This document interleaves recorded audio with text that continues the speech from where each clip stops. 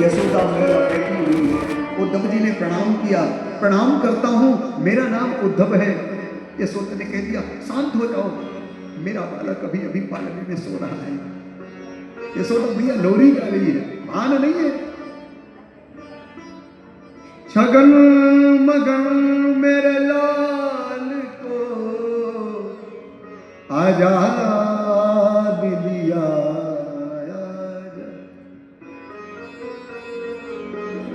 जब तक पूजा पाठ सो विधि ने दियो मोहला, सो जा कन्हैया बाबरे, मैया बजावे ताल। कैसे सुलाऊं लाल को, होले होले हो लोरी गा, छगन मगन मेरे लाल को आजा निदिया। ऐसे मैया गा रही है। उद्धव जी ने देखा इतना प्रेम कृष्ण से, कृष्ण तो मथुरा में है। जब यशोदा को कुछ भान आया तो उद्धव से हाथ जोड़ करके बोली, उद्धव मुझे क्षमा कर देना, मुझे याद नहीं रहता कि मेरा कृष्ण मथुरा चला गया है। सुखदेव जी कहते हैं परीक्षित, एक ज्ञान की सीढ़ी तो इधर ही नष्ट हो गई उद्धव जी। नंद बाबा आए हैं, इतना प्रेम देख करके उद्धव जी के मन में, हृदय में प्रेम की उमंग, प्रेम की पिपासा चढ़ गई है। महाराज धन्य है, इतना प्रेम ठाकुर जी से। मुझे गोपिकाओं से मिलना है। बोले गोपिकाओं से मिलने के लिए आए। सुखदेव जी कहते हैं परीक्षित, गोपिकाएं एकत्रित हुई हैं, गोपिकाओं की दशा क्या है ठाकुर जी के बगैर।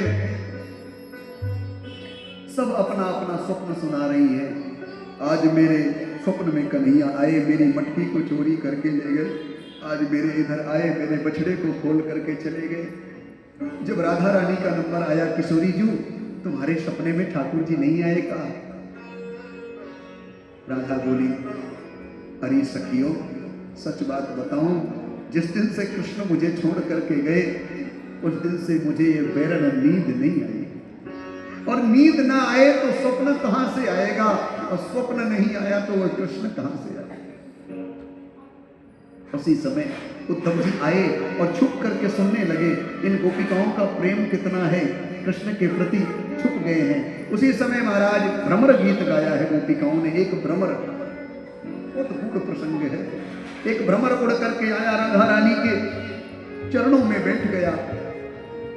गोपिकाएं कहती हैं, देख राधा ये भी कृष्ण की तरह है, वो भी काला ये भी काला, वो भी कपटी ये भी कपटी, इसका भी हाल यही है।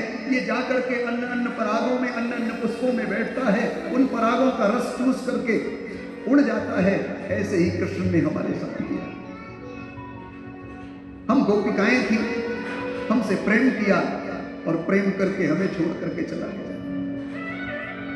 हमको प्रीति सिखाई और छोड़ करके चला गया। ऐसा कहते ही देखो भ्रमर था, वो तो उड़ करके चला गया है। बहुत सुंदर भ्रमर गीत गाया है।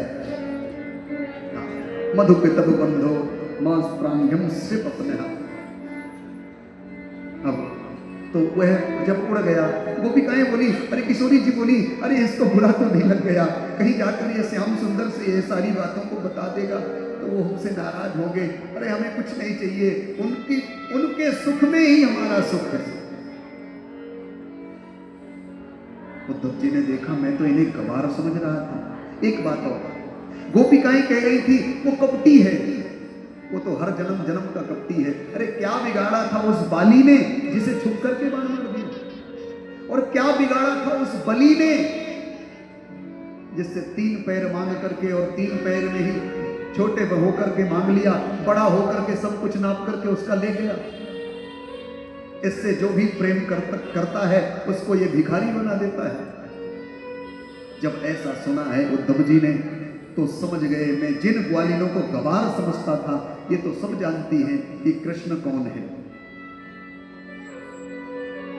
ये तो जानती हैं कि कृष्ण ही राम है और राम ही वामन है और वामन ही भगवान है। मैं किनकी बात कर रहा था? आए हैं और सुखदेव जी कहते हैं, परीक्षित गोपिकाओं के चरणों में लेट गए, हाथ जोड़ करके बोले, बहुत समझाने का प्रयत्न किया, अरे तुम कृष्ण को क्यों याद करती हो? गोपिकाओं ने समझाया, तुम किसको याद करने भलो, उद्धव जी ने योग सिखाया है, इधर ज्ञान की बातें करी हैं। गोपिकाएं कहती हैं, उद्धव जी अब हमारे पास एक ही मन था जो कृष्ण के साथ चला गया, दूसरा मन नहीं। उधो मन ना भये 10-20। बहुत सुंदर बात। एक ही मन है, 10-20 मन होते तो और लगा लेते। तुम कहते हो ब्रह्म की उपासना करो, योग करो, भगवान का साधन करो, पूजा करो, पाठ करो, लेकिन मन तो एक ही है उद्धव जी, और जो मन कृष्ण के साथ चला गया। उधो मन ना भये 10-20, एक हतो सो गयो श्याम संग कोवरा